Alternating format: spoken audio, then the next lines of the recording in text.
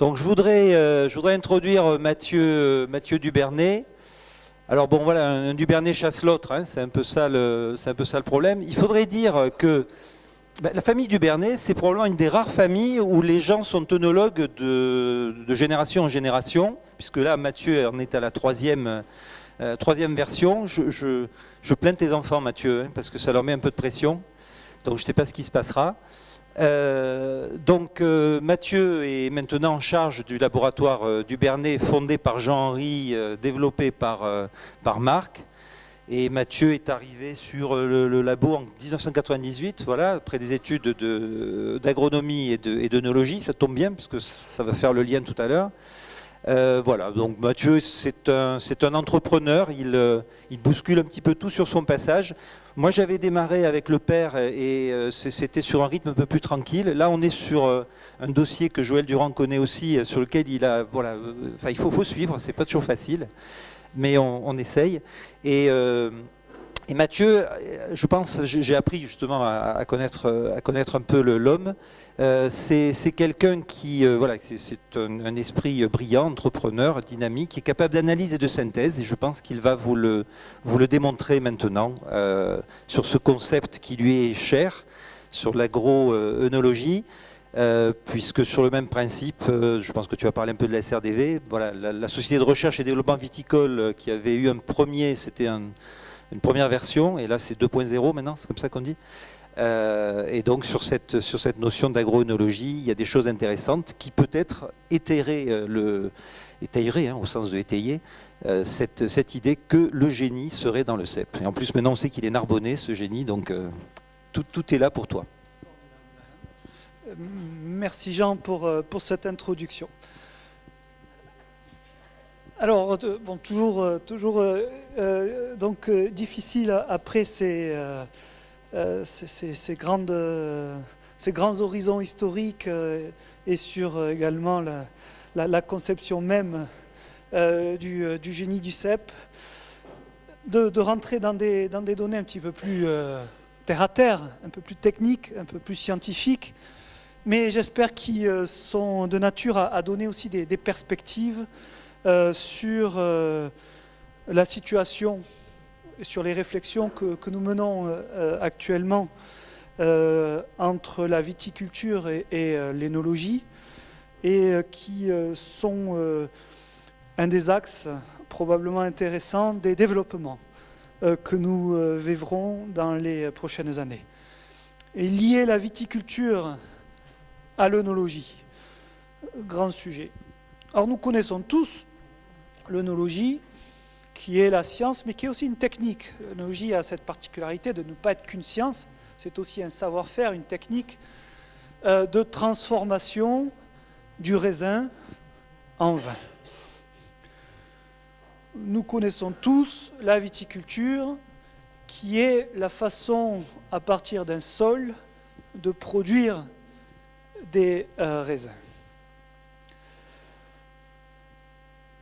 Et comme on le disait en introduction, ces deux sciences, ces deux techniques fonctionnent en deux chapelles assez distinctes.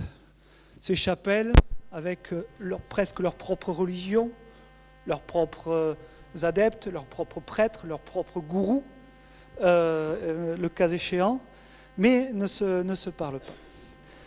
Il est évident pour nous que bâtir une grande cathédrale qui rassemblerait la viticulture et l'œnologie dans un terme que l'on pourrait appeler l'agroœnologie ouvre aujourd'hui des perspectives intéressantes parce que le génie du vin est dans le cep. Alors cette agroœnologie, on pourrait la définir d'une façon générale comme les efforts, les techniques qui cherchent à mettre en évidence et à étudier les liens entre la viticulture et l'œnologie afin de donner, j'allais dire enfin, une vision globale, cohérente et méthodologique nécessaire à la gestion et au pilotage des pratiques du sol à la bouteille de vin. Alors tout cela, c'est très conceptuel, mais finalement, on décline ces principes d'agroénologie depuis déjà un certain temps, et on les décline de façon de plus en plus précise. Depuis maintenant une quinzaine d'années, on travaille énormément sur ce qui concerne la gestion hydrique. Beaucoup de recherches sur ces sujets-là. Effectivement, si on voulait faire de belles vignes, il suffirait d'arroser en permanence pour produire des sarments et des feuilles de vigne. Mais nous produisons du vin, et donc il s'agit effectivement de faire une gestion hydrique qui soit la mieux adaptée afin de produire des raisins adaptés.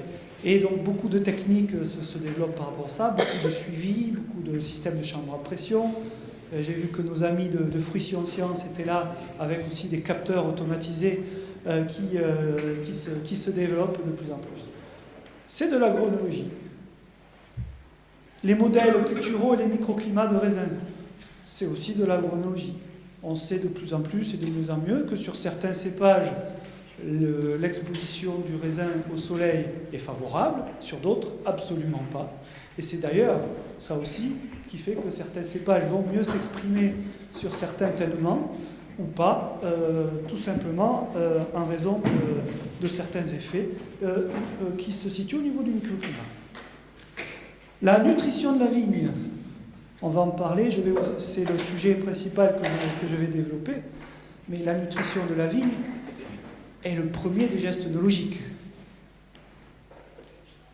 Or, qui aujourd'hui raisonne vraiment la nutrition de la vigne, au-delà des aspects, on va dire, économiques, qui ont été dans notre région et ailleurs parfois le facteur limitant, et puis derrière, est-ce que on raisonne réellement cette nutrition en fonction d'objectifs œnologiques?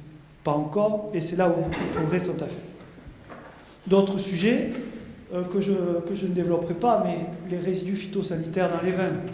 Nous sommes extrêmement vulnérables vis-à-vis de ces sujets, qui est un sujet pas seulement technique, mais qui est un véritable sujet sociétal, et donc un sujet œnologique. Mais les réponses à ces sujets sont des réponses viticoles, bien entendu, mais les moyens d'y répondre convenablement sont à la croisée entre la viticulture et l'œnologie. Je reviens donc sur la nutrition, le premier des gestes œnologiques SILAM. En effet, la nutrition de la vigne est d'un point de vue œnologique et donne un équilibre minéral qui est une donnée fondamentale pour l'œnologie. C'est lui qui va porter l'équilibre organoleptique in fine du vin. C'est à travers cette nutrition que le terroir va s'exprimer. C'est lui qui va donner ce potentiel aromatique. D'un point de vue plus technique, les qualités des fermentations sont extrêmement liées, évidemment, à travers l'azote et aux assimilations d'azote. Et puis derrière, la stabilité microbiologique, des actions sur le degré alcoolique, la capacité de tenue et d'élevage du vin dans le temps, et enfin la personnalité des terroirs, sont des problématiques de nutrition œnologique. Cette problématique, elle est devenue de plus en plus aiguë pour nous. Une des raisons, la voici. Vous avez ici l'évolution des degrés alcooliques moyens sur vin rouge mesurés au laboratoire du Bernet ces 30 dernières années, de 1984 à 2014. Quand le degré moyen du vin rouge dans les années 80 ne dépassait pas les 12, il a franchi des seuils extrêmement élevés avec des niveaux qui s'approchaient de 14. En moyenne, c'est-à-dire que nous avons des vins qui vont bien au-delà. Certes, qualitativement, cela ne pose pas de problème. Ce qui nous pose problème, c'est cette évolution qui a semblé inexorable et qui, à un moment donné, risque de nous échapper. Et derrière, l'équilibre de nos vins est en jeu. Pire encore, le problème des acidités totales et des pH, acidités totales qui sont en chute libre sur ces 30 dernières années et les pH qui sont en montée directe forte, passant d'une moyenne de 3,50 à une moyenne de plus de 3,80 sur les millésimes les plus élevés, posent des problèmes majeurs Le pH du vin, c'est ça qui fait sa fraîcheur, sa tension organoleptique, et c'est aussi un des éléments qui assure la qualité de sa conservation et de sa garde. Donc, effectivement, si nous prenons il existe des ouvrages œnologiques relativement anciens. Il était écrit qu'au-delà d'un pH de 3,50-3,60, les vins n'étaient pas... On ne pouvait pas conserver les vins dans ces conditions-là.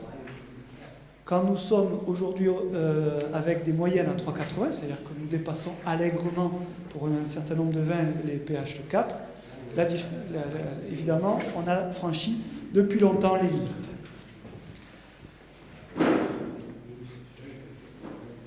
Ces données nous font prendre conscience aujourd'hui que des questions œnologiques se posent très fortes, mais les réponses à ces questions ne sont pas œnologiques, elles sont viticoles. Et c'est le principe même de cette agroœnologie. À des réponses, à des questions œnologiques, nous devons apporter des réponses viticoles. Alors, sur la nutrition, je vais faire un petit focus sur deux aspects. Le premier sera l'azote et le second, le potassium. L'azote a un rôle fondamental, évidemment, pour le végétal. C'est lui qui va être la brique élémentaire de toutes les protéines, et notamment celle qui assure la photosynthèse, la rubisco. À elle seule, cette protéine constitue plus de la moitié des protéines présentes sur Terre. Rien que la rubisco, pour la photosynthèse, c'est plus de la moitié des protéines présentes sur Terre. C'est relativement considérable. Et évidemment, cet azote et ces protéines vont assurer le métabolisme et la croissance. Alors, je vais vous présenter quelques graphiques en essayant d'être le plus précis possible. On va suivre l'azote dans les vignes à travers un outil relativement ancien mais que l'on a modernisé fortement, qui est l'analyse pétiolaire. Grâce à l'analyse pétiolaire, on va pouvoir mesurer au cours des différents stades phénologiques les flux d'azote, en l'occurrence, présents dans la vigne, et donc pouvoir mesurer en permanence les dynamiques nutritionnelles. Voici typiquement les courbes que nous obtenons avec les différents stades phénologiques. Vous avez boutons floraux séparés, floraison, nouaison, stade de taille de pois, fermeture de grappe, véraison, maturité et post-maturité. Il ne faut jamais oublier que la vigne continue à fonctionner après les vendanges. En 2014, ça a été tout à fait notable et même très profitable. Nous observons deux choses. La première, c'est qu'au printemps, nous avons un flux qui est à un niveau maximum. L'assimilation, à ce moment-là, est tout à fait favorable pour la vigne et va être favorable pour les potentialités œnologiques. Pourquoi nous avons cette assimilation maximum au printemps? En particulier en région de type méditerranéen, c'est à ce moment-là que les sols vont fonctionner les mieux grâce aux températures qui ne sont pas encore excessives et grâce à l'humidité du sol qui est encore présente. Les sols sont efficaces, fonctionnent, libèrent de l'azote et la vigne va pouvoir se développer. Une fois que nous sommes en été, ces sols vont fonctionner beaucoup moins bien pour l'azote et le flux d'azote se retrouve alors beaucoup plus limité. Et c'est tant mieux, parce que si nous avons trop d'assimilation à ce moment-là, la vigne va s'occuper de sa croissance et va moins s'occuper de sa reproduction. La reproduction, ce sont ses raisins et c'est la qualité de sa récolte. Donc, une bonne assimilation au printemps suivie d'une assimilation limitée en été constitue le facteur idéal. Prenez Bordeaux, 2014. Le printemps a été froid. L'assimilation ne s'est pas très bien passée. L'été a été humide et relativement frais. Mais un été humide et frais fait que la vigne va fonctionner, enfin que les sols vont se retrouver dans une situation de fonctionnement efficace pour l'azote. Bordeaux a fait de très jolies feuilles, de très jolis sarments pendant tout l'été, mais la vigne ne s'est pas occupée forcément de faire mûrir les raisins. Il s'en est fallu de peu, et grâce à un mois de septembre et un mois d'octobre exceptionnellement beau, Bordeaux a sauvé les meubles cette année. Mais on était assez mal parti sur ce millésime. Deuxième considération.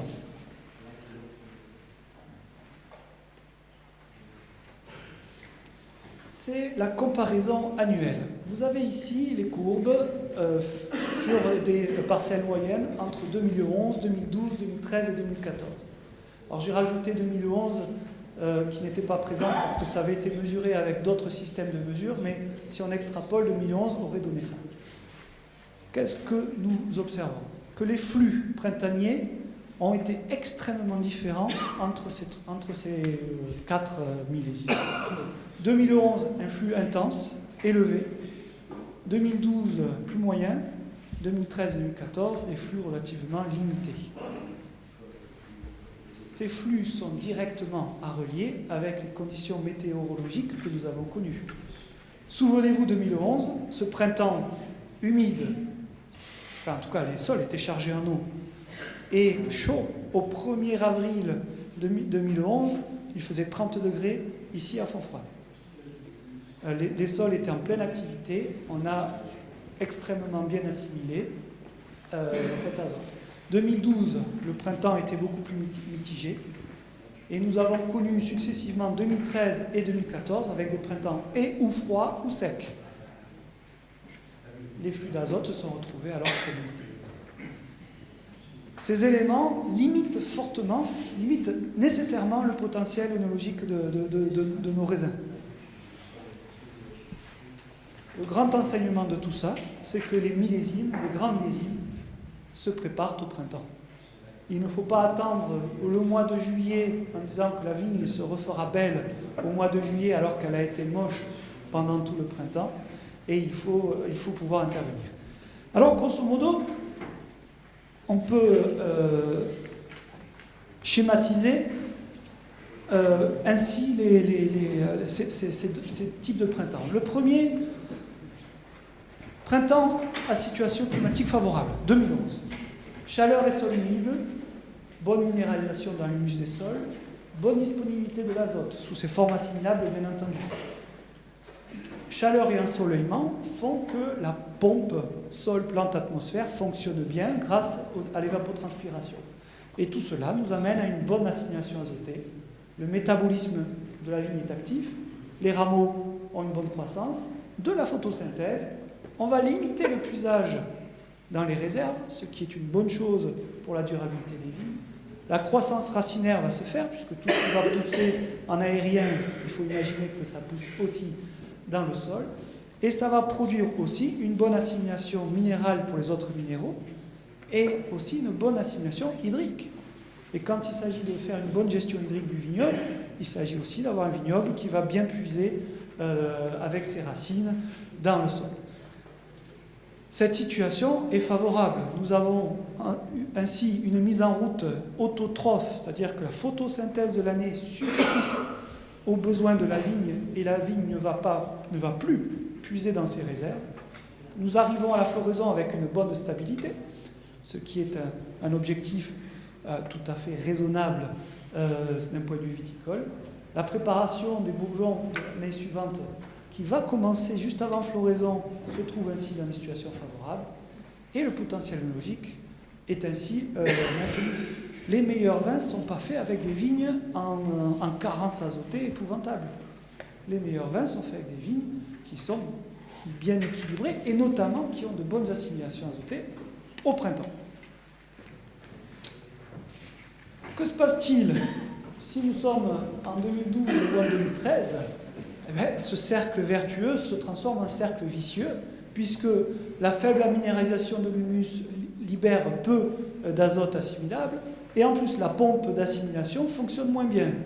Donc faible assimilation azotée, faible métabolisme, faible croissance des rameaux, faible photosynthèse, on va puiser dans les réserves, faible croissance des racines et faible assimilation minérale.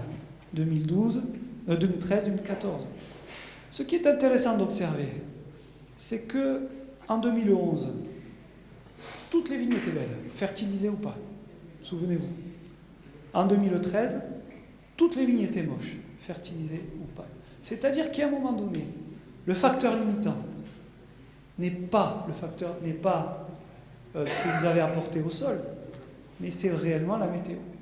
Donc, si le moteur météorologique ne fonctionne pas, c'est de toute façon l'ensemble du véhicule qui se retrouve en panne. Par rapport à cette situation, évidemment, l'analyse spéciolaire nous permettra de mesurer si nous sommes ou pas dans ce type de situation. Et pourquoi pas, quand le véhicule est en panne, donner une étincelle, donner un petit coup pour essayer d'améliorer la situation avec des apports foliaires qui ne se referont pas tard, qui se feront le plus tôt possible pour arriver toujours avec cet objectif fondamental, soyons avant floraison avec une vigne qui a bien assimilé de l'azote, si c'était possible.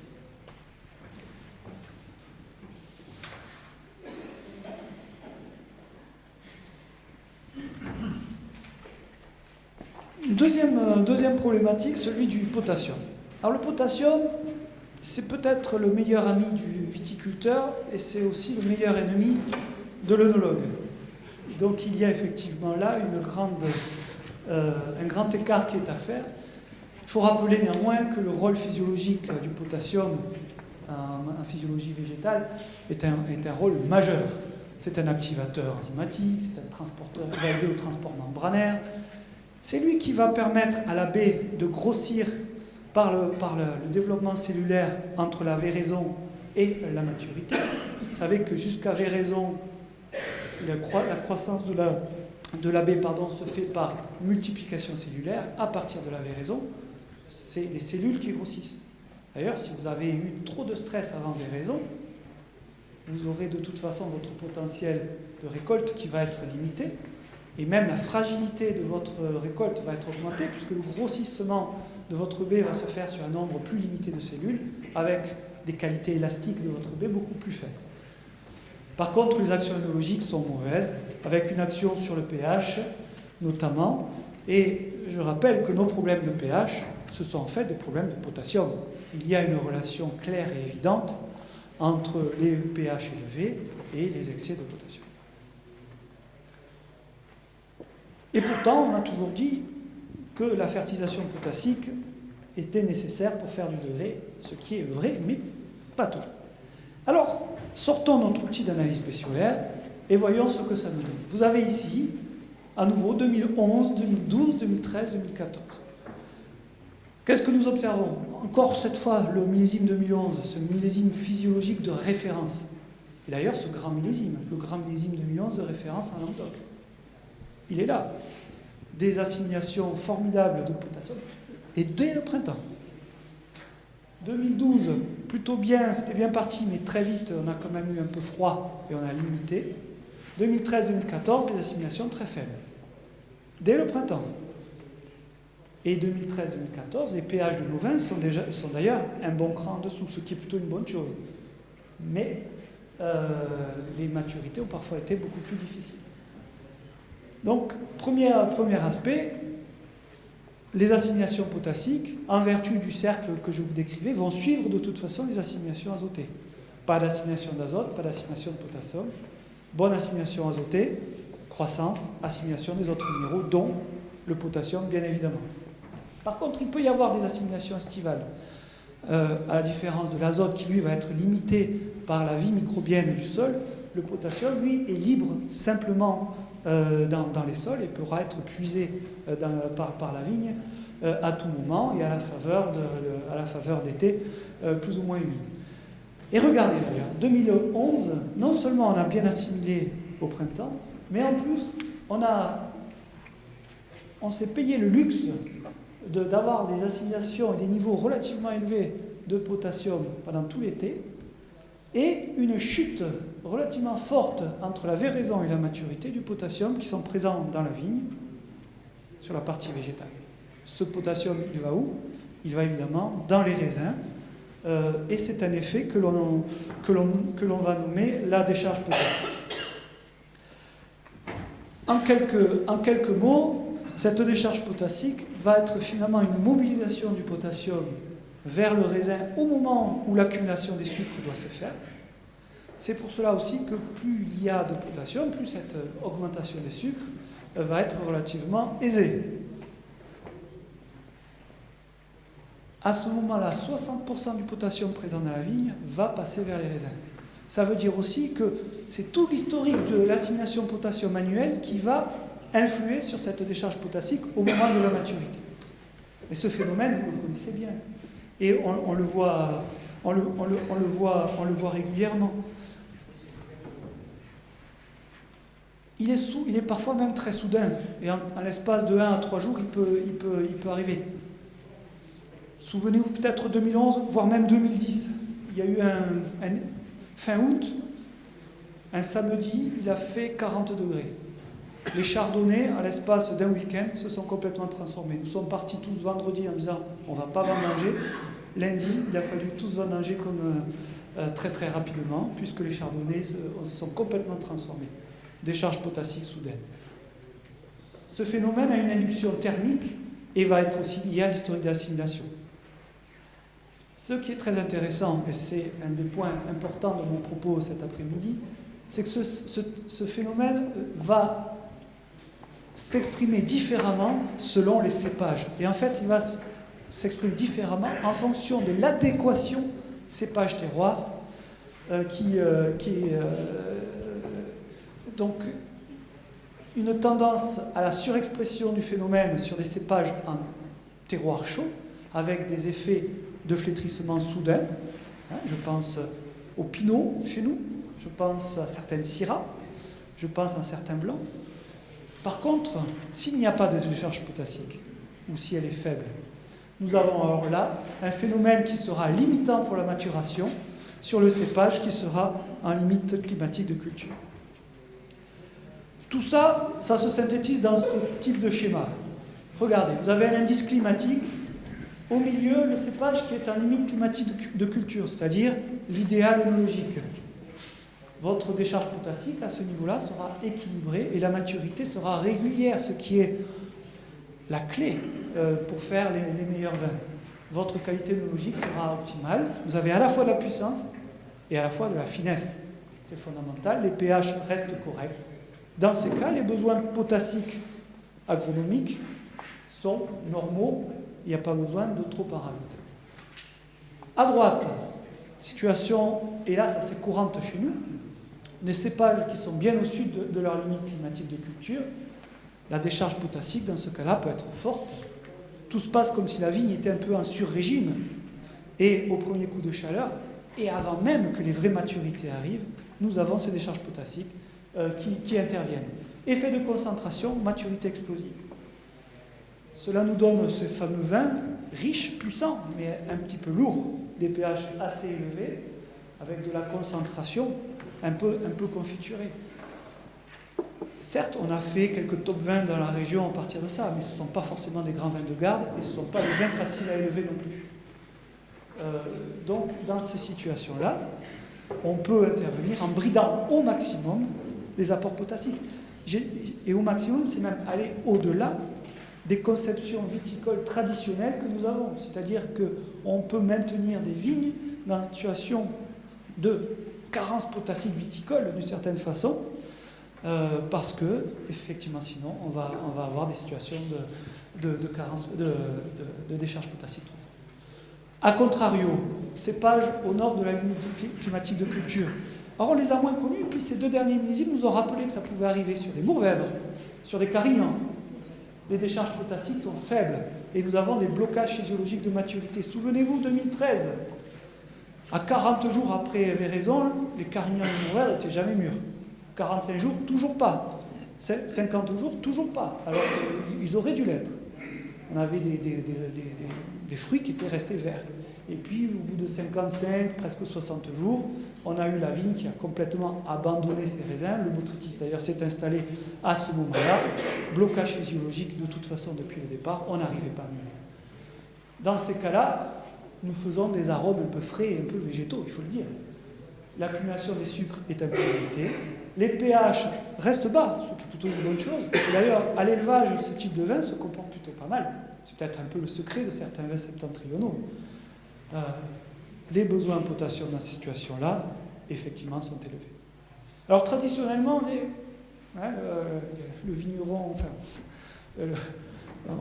la caricature du vigneron ancienne mode disait mets du potassium, tu feras du degré. C'est vrai sur nos cépages méditerranéens, qui sont eux en limite climatique de culture. C'est vrai sur le grenache, qui est un très mauvais assimilateur de potassium. C'est faux sur la syrah, sauf si c'est les syrahs qui sont en altitude. C'est faux sur le merlot, c'est faux sur le cabernet, c'est faux sur le chardonnay, c'est faux sur le sauvignon. Donc, on voit très bien ce type de phénomène. Alors, je passe à ça. Pour caricaturer un petit peu, les besoins fondamentaux en potassium, avec cette vision œnologique, sont la suivante. Les besoins faibles, syrah, roussade, chardonnay, pinot, surtout maintenons-les avec une limitation. On fait de bien meilleurs chardonnays quand ils sont vendangés le 10 septembre que le 25 août. Et vous savez que sur des mêmes secteurs, il y a les deux qui coexistent. D'un côté, on a un chardonnay qui aura mûri trop vite, et d'un autre côté, parfois, le chardonnay qui aura été plus long.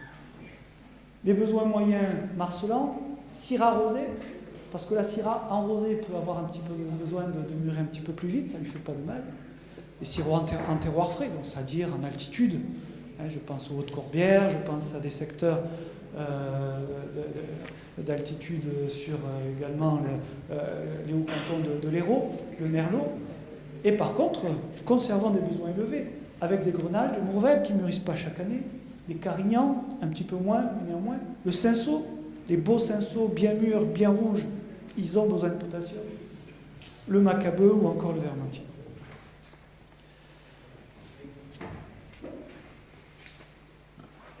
Donc, 5 points pour une stratégie nutritionnelle. Tout d'abord, orienter les amendements au sol en fonction des cépages et des objectifs de production. Limiter autant que possible les niveaux potassiques, surtout quand on a des cépages qui sont loin de leur limite tenant de culture. Le suivi du vignoble peut être fait avec des suivis dynamiques aux différents stades phénologiques, et notamment là, l'outil d'analyse spéciolaire apporte vraiment une information nouvelle et très pertinente.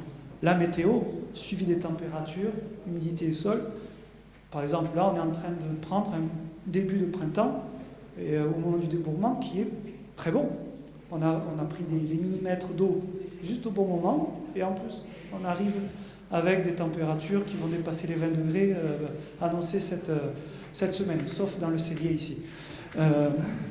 Voilà. Et puis, lorsque c'est nécessaire, parce que le moteur météo va être limitant, quelques corrections éventuelles par des amendements foliaires sur mesure en fonction des cépages et des données. Enfin, les grands millésimes se préparant au printemps, soyons très attentifs à la période qui va arriver pour nous, la période de débourrement floraison. La vigne doit faire le plein à ce moment-là. C'est un objectif fondamental. Voilà sur les aspects de nutrition. En guise de conclusion, j'aurais voulu un petit peu ouvrir ce débat et repositionner ces principes d'agroœnologie dans différentes approches finalement de l'œnologie. Quand on parle de l'œnologie, en fait, on devrait parler des œnologies. Et puis, les œnologues sont parfois critiqués pour certaines raisons, mais comme il existe plusieurs œnologies, ces critiques ne sont pas forcément vraies dans tous les cas. On pourrait penser à un premier niveau d'œnologie qui serait l'œnologie technologie des process. C'est-à-dire, l'œnologue est un agroalimentaire. La matière première, ça ne l'intéresse pas beaucoup. Et il va tout transformer selon un process unique, définitif, évidemment avec un interventionnisme relativement important, des process relativement importants. C'est l'œnologie technologie des process. C'est l'œnologie qui permet de faire aussi ces vins de soif, et ces vins, on va dire, passerelles, qui permettent à des consommateurs d'entrer dans le monde du vin avec des produits faciles. Et c'est effectivement pas l'œnologie qui apporte des vins identitaires et des vins à forte personnalité. On a un deuxième niveau qui a été bien développé dans les années 60, ou même un peu avant, l'œnologie cliente de la viticulture. Et ça, il n'y a rien de mieux que la citation d'Émile Pénaud. « Donnez-moi de beaux raisins, je vous ferai de grands vins. » Alors ça, c'est formidable. Parce que si le vin est bon, c'est grâce à l'œnologue. Si le vin est mauvais, c'est la faute au viticulteur.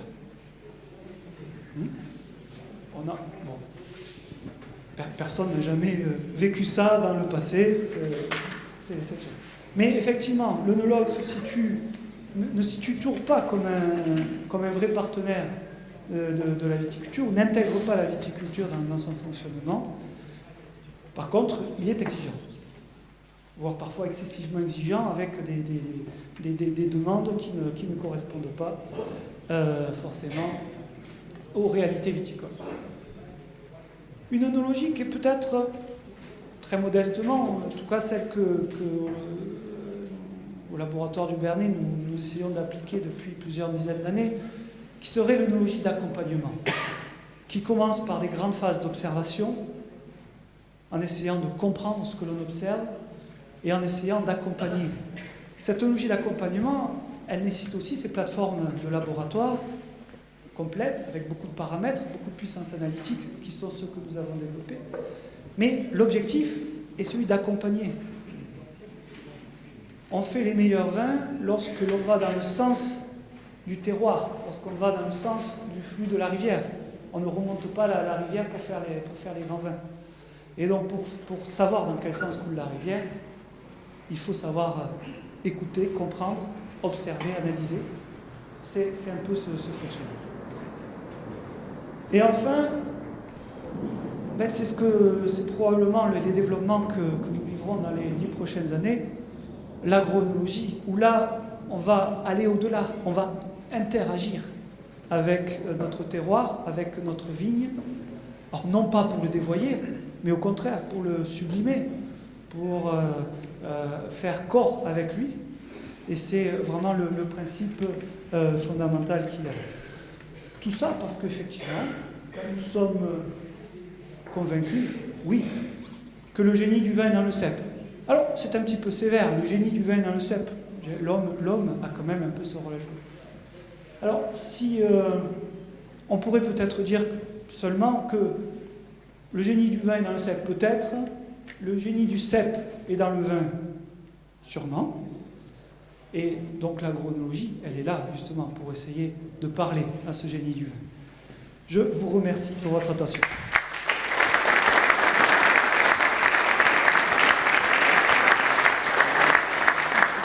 Donc, des questions? Non? Bon. Oui? Plus de questions. À mon faible niveau, ça a ouvert beaucoup plus de questions que ça a apporté de réponses véritablement. Mais juste techniquement, vous n'avez pas parlé de l'acide phosphorique dans les apports et l'incidence qu'il peut y avoir, si c'est étudié ou si c'est un cours.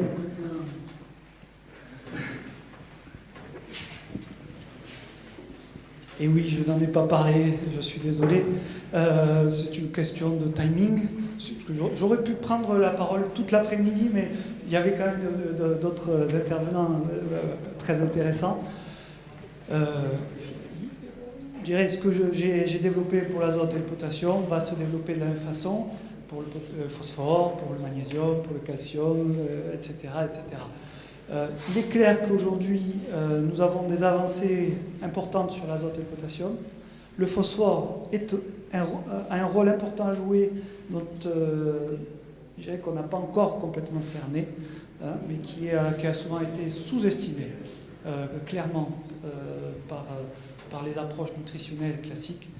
Et il a un impact qui nous semble, dont on commence à voir à peine, mais j'ai pas assez de mesures pour l'instant, un impact œnologique qui semble important.